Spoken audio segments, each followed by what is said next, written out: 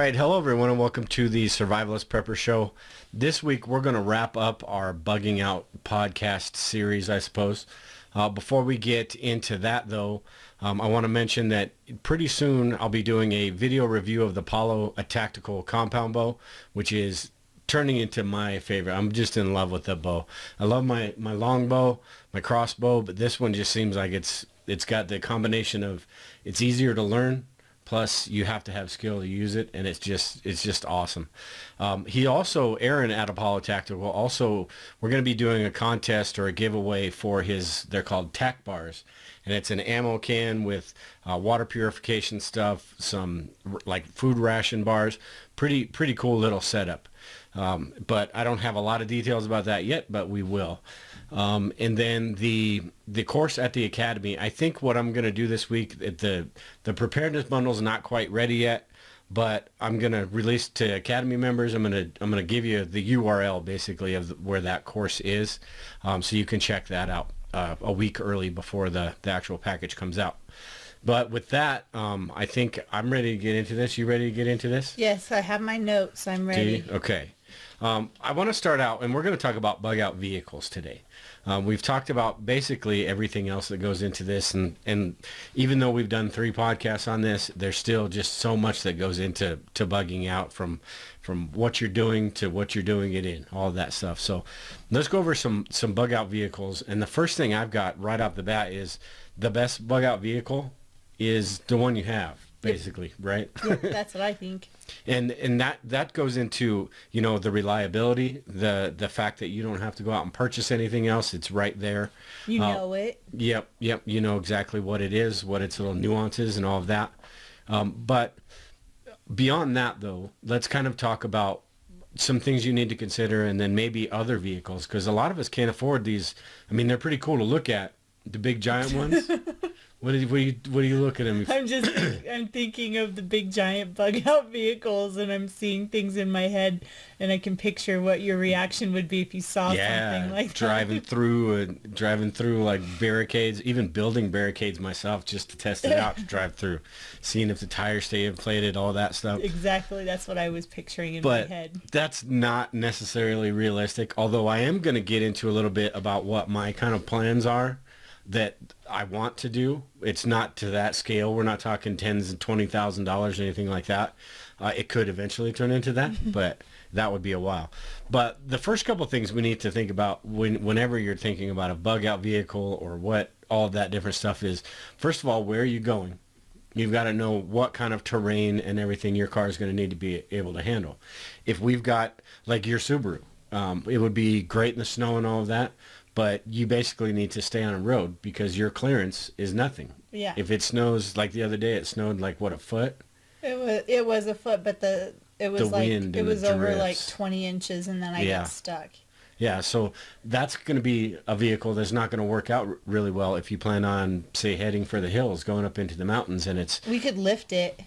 We could put a lift kit on your Subaru? Yeah. That'd be pretty interesting. I think my idea will be better than that, though. Although we get a monster truck Subaru looking thing. That would be cool. Yeah. A WRX. Yeah, we'll have to talk to your son about that and see what he can do. But you've got to think about where you're going and who you're going with. And that means, do you have 4 people in your family? Are there other people that are going to be coming along? If you got a Corvette or anything like that, you're not going to get very, very far at all unless you got drive pavement and, you know exactly where you're going and it's to a resort or something like that. But the other part of that, too, is there's only 2 seats in there. Right. So it's you and your wife.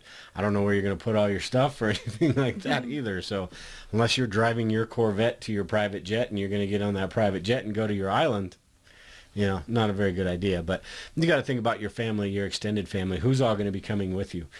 My truck has the extended cab, which is pretty nice because it's got that extra room along with the bed. We could fit a lot of people in there if we had to. Yeah, we can stack kids in the back. I don't even care if they're comfortable or not. Yep. We've got us 2 in the front. Maybe we could fit somebody little in the middle. Tasia and Katie could sit in between us in the front seat. I want my comfort, my room. I got to be driving and thinking, and I don't need to be sitting there with my all crowded in. But along with that, just think about those things. Where are you going? Who's going with you? If that if that fits with the car you have right now, then, I mean, there's not a whole lot of choice you have. You've got your cars, maybe you've got payments and stuff like that. It's what you have. So you've got to figure out, or maybe if you're looking for a car, think about those things like, hey, if I need to pack my family up all at once, is this little car going to do it for me, or should I look at something bigger? Or like us, we have two different. We have the big one, and then we have your little one. Both of them, yours all-wheel drive. I mean, we can get around like that. But if we were to go off-road or anything, not so much in your car.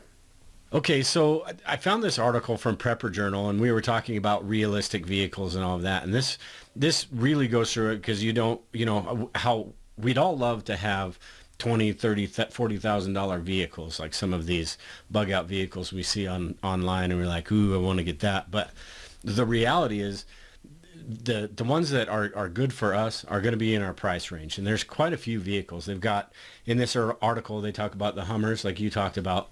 The older Hummers is what I think. The Army issue Hummers? Yeah, the real ones. Yeah. And then, F-150s, the crew cabs, Jeeps, stuff like that.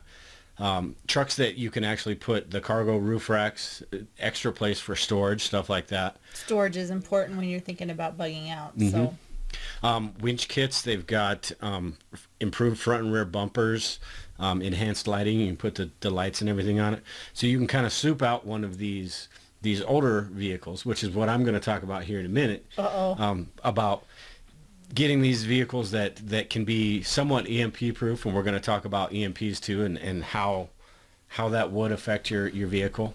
You've done quite a bit of research on that, right? a little bit, yeah. Okay. And then communication options and additional storage for fuel tanks, stuff like that. A pretty cool article though, and I'll leave a link to it on the show notes here, but it's theprepperjournal.com, and then it's best bug out vehicles you can actually afford. That's a neat website too. They have a lot of information on vehicles and like basics of survival and stuff, so that's a cool website. Mm-hmm. It is. So let's get into, before I get into what I kind of want to do, what makes is it possible to get an EMP proof vehicle? I think they've actually done studies, and there's one study that's cited over and over again where they studied 37 different vehicles and put them through different tests. And I don't understand what they have. They call it 30 kms per M, and I don't know what that means. But I'm not sure either. But then they go up to 50 kV per M, and that's like the max they did this testing. That'd be a huge solar flare, or maybe above high altitude EMP. Something. Yeah.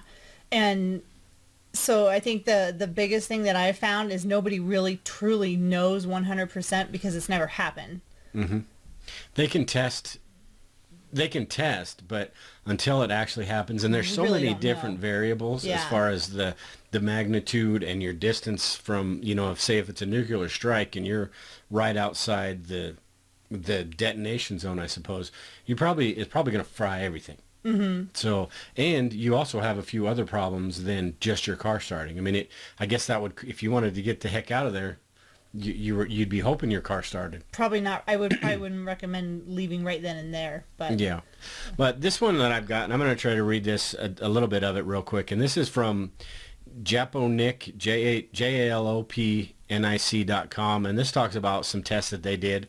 I'm not going to read the whole article, but they talked about how they tested 37 cars, and they tested it at the same thing that you were talking about. That was the one that I found. And was it's okay. Yeah, and it's cited on a lot of different websites too. And they were saying that 2 out of 3 cars were affected, and these are between 1986 and 2002. That's when the cars were made. And they said that basically, to kind of sum this up simply, is saying that 2 out of the 3 cars were affected, but it didn't mean that they wouldn't start. What happened was they would die, and then they would restart. You just have to only some restart of them died. Some of them didn't even die, but they Yeah. didn't tell which cars or trucks were Yeah, the they ones. didn't. No, Yeah. which would have been cool, but Now, there are cars that, I think it'd have to be a car that was made in the 1970s, late 70s, before they went to the electrical ignition and all that, if you wanted to be absolutely sure.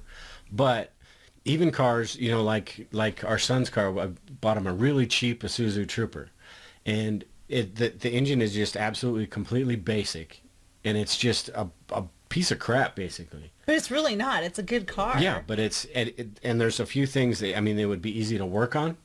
Everything is super simple. It's not like you open up a hood from one of the cars made in the 2000s or whatever, and it's just cram packed in there so tight. Full of computers. Yeah, and you don't know what's what and what's going to what. You open up one of those older cars. I mean, I learned how to work on cars for my 72 Nova.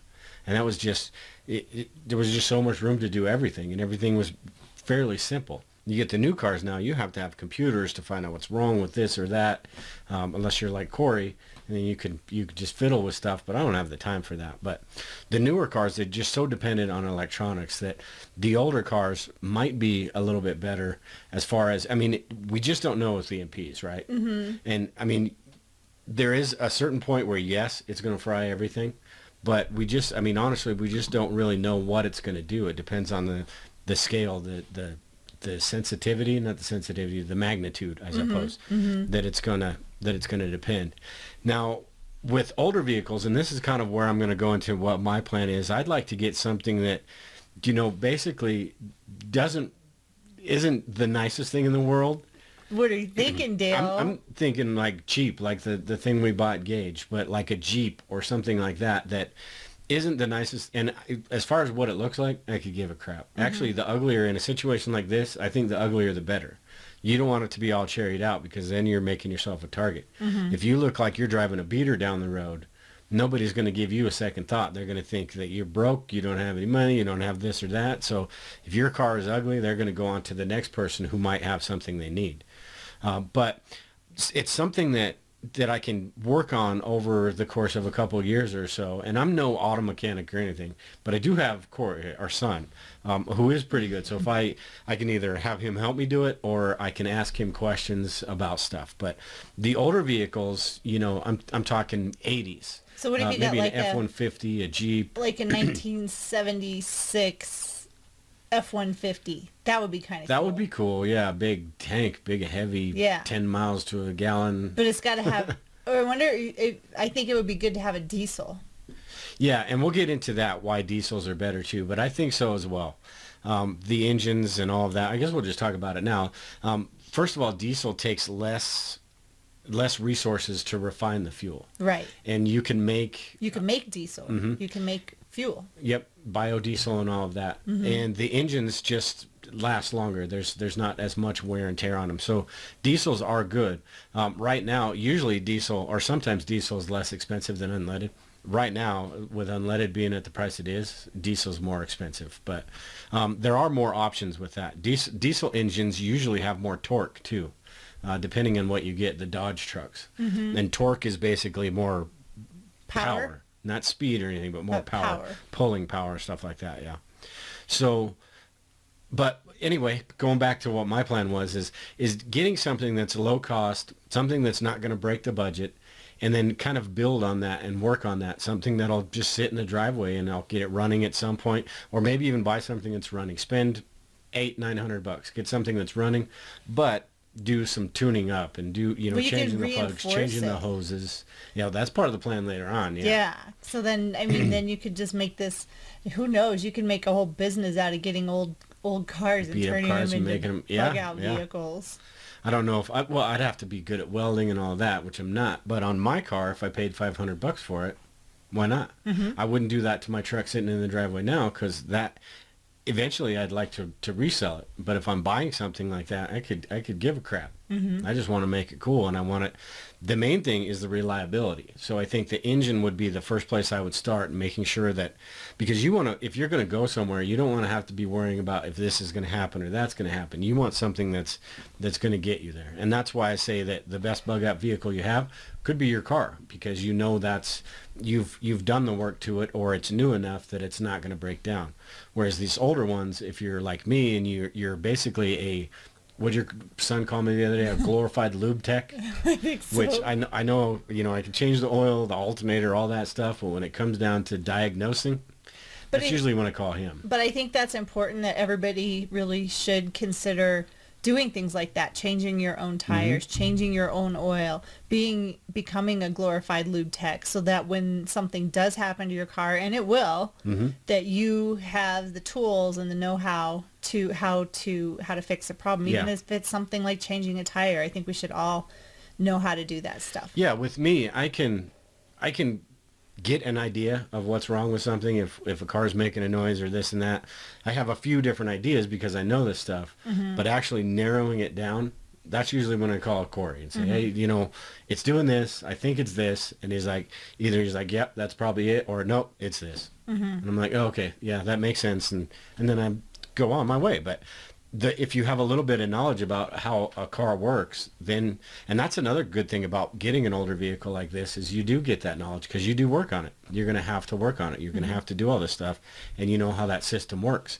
And in any situation that's big scale where you have to bug out, there's going to be cars abandoned all over the place. So if you can find pieces and parts, you know how it works. You don't, if all you need is a hose going from your radiator, then you know how to get that to work, or you know how to kind of get your way around that and everything.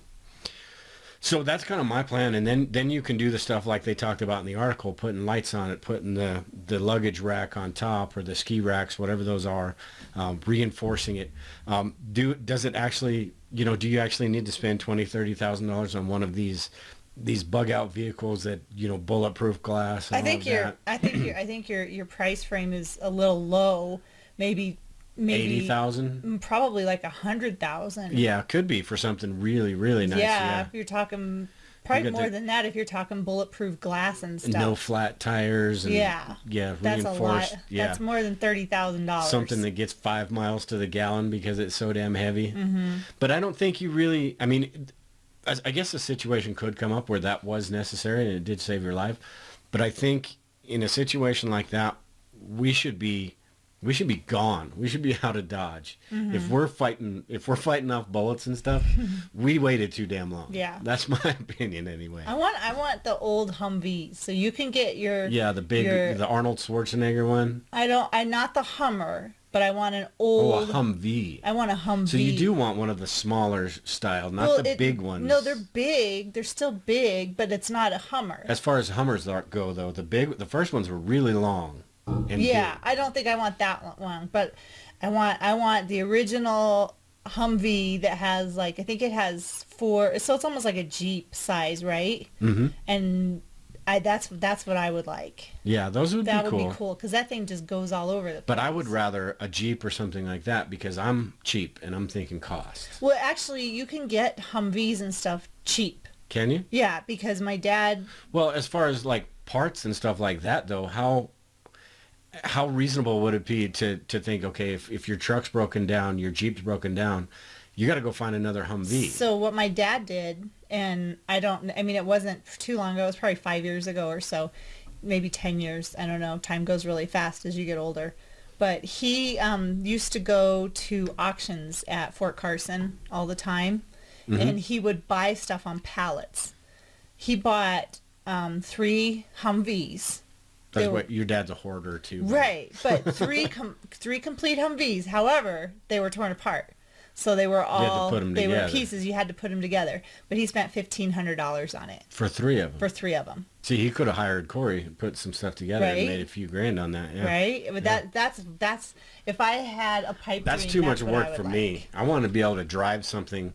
It needs to be able to at least drive far enough to get me in my driveway. But I'm sure you could find I'm sure you can find them. They've got to be out there. Yeah. But that's if you get your bug out vehicle, I'm going to get my bug out vehicle. I'm going to have the Humvee, and I'm going to follow you. That'd be cool. But you got to work on it. I'm not working on it for you. So I'll you hire get your hands dirty to work on it. Yeah, you will. Okay, and along with that, the older vehicles is nice and all, but you've got to think about the fuel mileage and all of that. With the newer vehicles and stuff, you're going to get better fuel mileage. It's just cars have gotten better, mechanics have gotten better, all of that. The mechanics of the car have gotten better, not the mechanics, but So you've got to think about the fuel, where you're going to go. And this is where why I was talking about in the beginning, where are you going and who are you going with? Because this has all got to be planned. If you've got a truck or an old truck like that, maybe it gets 10 miles to the gallon, you've got to think about that. Whereas like your car gets 30 miles to the gallon. So you're not going to need as much.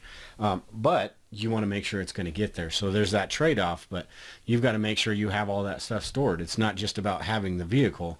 It's about having the means to, put 10, 15, 20 gallons of gas in that vehicle along with everybody else and your stuff.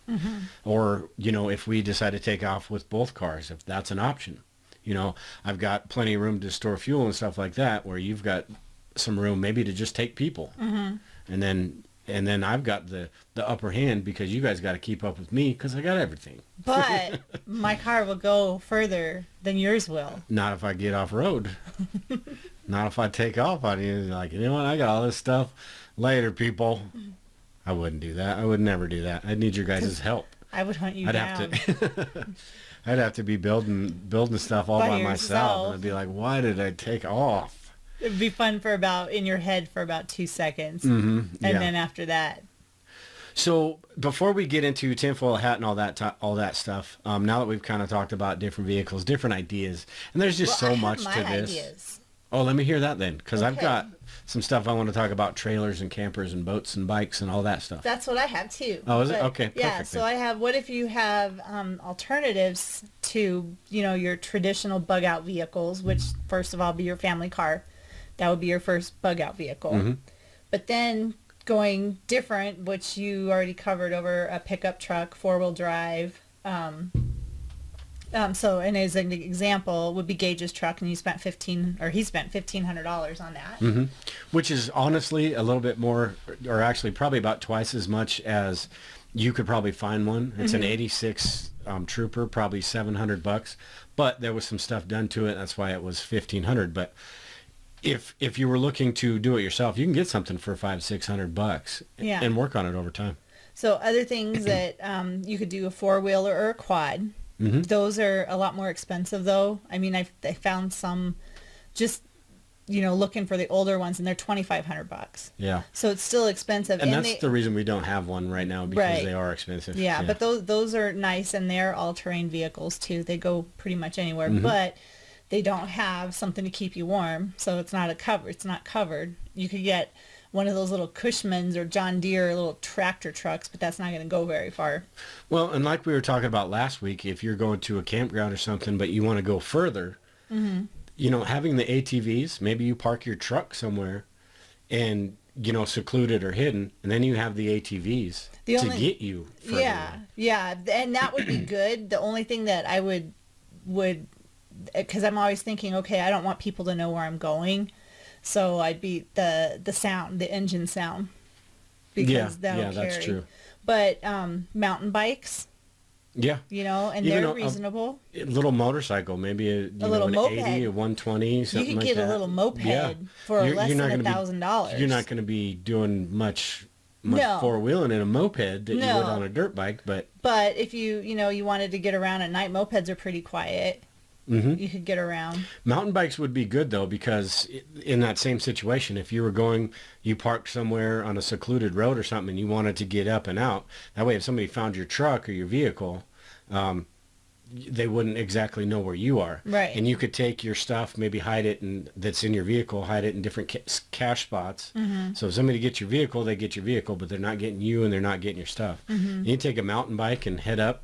That's physical fitness and all that stuff. Motorcycles, you need to know how to ride one. Yeah. Mountain bikes, you need to be strong enough to be pedaling up hills, because I guarantee you after it's hard 100 yards, you could be worn out. Yeah. But another thing, your feet are a good bug out, option too. So you have to have really, really good shoes or hiking boots that you're going to be able to go long distances. Yeah, and I think that it sometimes gets taken for granted, because your feet, if you have sore feet or blisters, you're out. Yeah, it's game over until you figure it out, and then you're slowing everybody else down. So that investment, if a good pair of hiking boots, $120, $130, $150, depending on what you get. It's worth it. And extra socks. Always carry extra socks with you. Yeah, most people probably know you get your feet wet. That's when the blisters happen.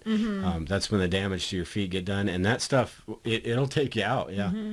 But if you have good shoes and you're comfortable, even if your feet are just aching from wearing bad shoes, it's not blistered and stuff. It's going to weigh on you psychologically.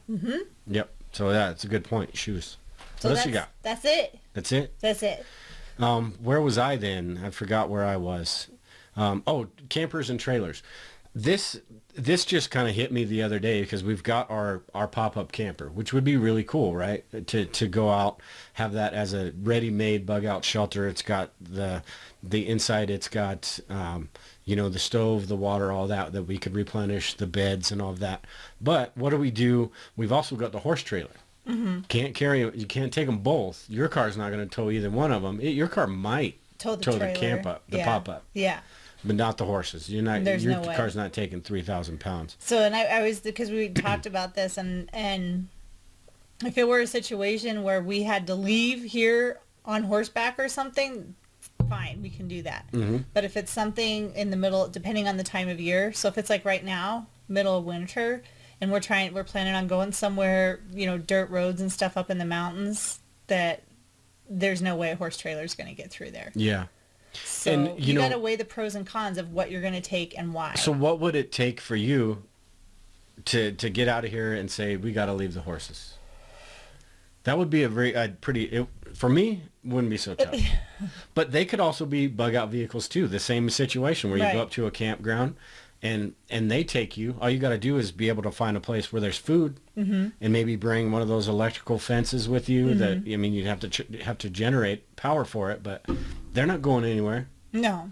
As long as there's food, they're cool. But what if it's in the middle of winter like it is right now? You can't get to the food. Yeah, what if you're taking them and they're just a hindrance to you? You've got to have food for them. They're not going to help you do anything because they're, then you're going to have to leave them. What are you going to do? You're just going to throw all the food out and say, here you go, cross your fingers? Yeah, throw tons of hay out there for them. Open the gate? Open the back gate so they can get to the back part of the property. But what if we're planning on leaving for a month or so? Would you want to let them out? Somebody probably shoot them or something. Yeah, so I think I'd probably ask one of my neighbors if they wanted them. Yeah. Worst case but scenario. But you don't want to have them penned up because then when the food's gone, they're just sitting there and they're too dumb to do anything. They're just going to sit there and die. But maybe not. Well, yeah, if I gave them to the neighbors though, like there's horse people all around us. Yeah. So it'd be like, hey, we're out of here. Do you want these horses?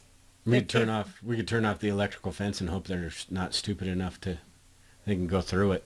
I wouldn't turn them out though. I'd probably offer them to someone. Yeah, but that we kind of went off the rails there a little bit. But back to the trailers and stuff. So that's a decision we'd have to make. There are also other options like, you could have the truck with the camper on the back. You could have a van, one of the one-piece campers and then you could tow the horse trailer behind that, or you could tow something else, some extra storage behind you. The only problem with that, and I was thinking about this with our pop-up too, is that you're kind of a target because they know exactly what you have, and if people don't have homes and all of that, they're I don't see anybody who's on foot taking a pop-up. There's not a whole lot you can do with it. Right. But they could take horses though if you had your horse trailer. Yeah, they could, and take off with them and all the stuff in the saddlebags and all of that. But hopefully they wouldn't get on Frisbee and think they're going to go anywhere because we could catch up to them. Yeah. As soon as he found food, he'd just be parked and they'd be kicking him, trying to get him to go. And they'd just get off and start running.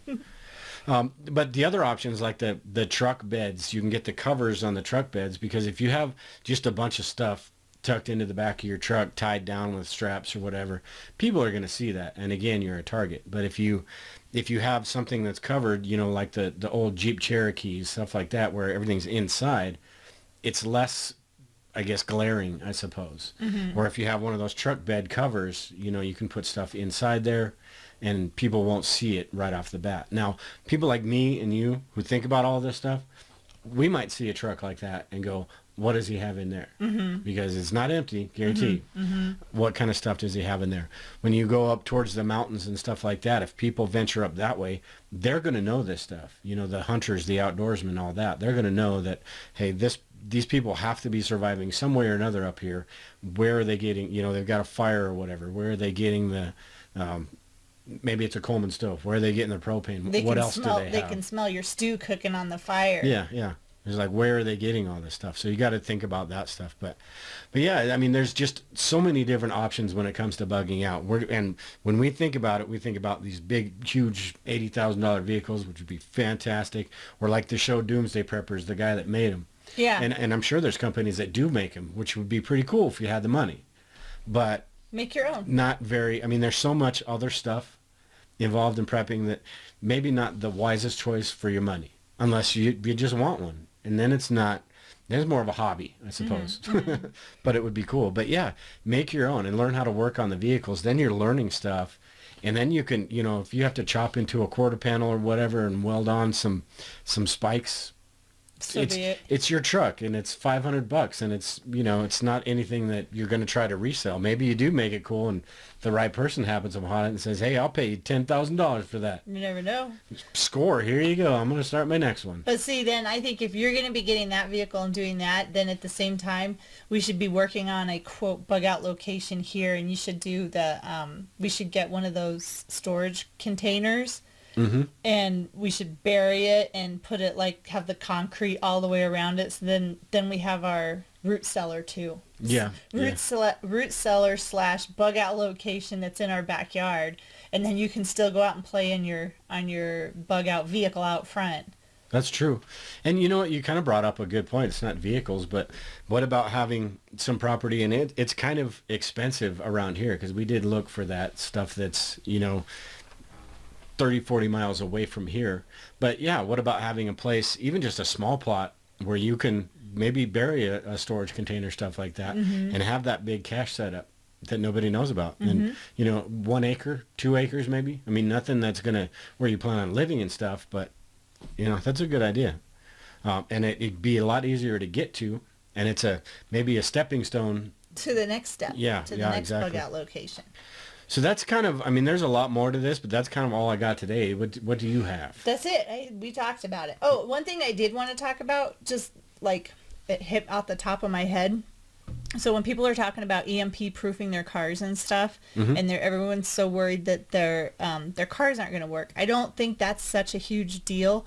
But the part of this that is a huge deal is if an EMP happens and it takes down the power grid, then the gas pumps aren't going to work. Yeah, and I forgot to mention that too. What are you going to do? Say you've got your car and it works great and everything. Yeah, but then nothing else does. Nothing else does. So then you need to have options, and they actually sell different types of pumps that you can... Siphons? They're either siphons, and then they have crank ones too. So worst case scenario, you could get the gas, but you got to have those pumps or siphons. Well, and some of the newer cars too have anti-siphon things, so you can't get to them. Right, but if you went to the gas station, that's what I'm thinking. Go to the, if mm-hmm. there's no gas. Oh yeah, all the way down there? Yeah, and then... Yeah, I'm not sure how deep those are, probably 50, 100 feet. Well, I don't know. They're just big tanks under there, and you see the... But you got to be able to get to the bottom. Well, you got to be able to... how much gas is in there. You can get different lengths of hoses, mm-hmm. and because they have the tanker trucks that they open those things up, and then they just pump in the gas out. You got to think about how many other people are thinking that same damn thing, though, too. A lot of people will. No, I guarantee you a lot of people will. But that's something that you should have as a backup. Mm-hmm. Because I think it would be better to be prepared with one of those pumps and siphons than to think, oh, nothing, my car's not going to work anyway. Mm-hmm. What happens if your car does work and you don't have gas? But you should also be storing gas safely somewhere so that you have it in case you need it. Yeah, an EMP is going to do a lot of damage to a lot of things. It's not just a car. I've got my portable generator and all of that, which is going to be great if the grid goes down, right? But what about my power inverter? Is that going to be fried? It's probably going to be fried. Yeah, my charge controller. Is that going to be fried? That's stuff you got to think about. Mm-hmm. It's great you got the solar panel and all that and the battery, but you're going to have to figure out alternatives, which pretty easy to harness the power of the battery, but turning it into AC current or getting it to not overcharge the battery is stuff that those things are for. But, you can harness solar power without all of that stuff. Mm-hmm. You just it's not as easy. So, but yeah, that's true. If an EMP happens, that's great if your car runs. But what if there's nothing else? What if you got 5 gallons of gas, you're out of gas, there's no ATMs, you don't have any cash? I mean, there's a lot of stuff you got to think about as far as EMPs that go far beyond just the car. Mm-hmm.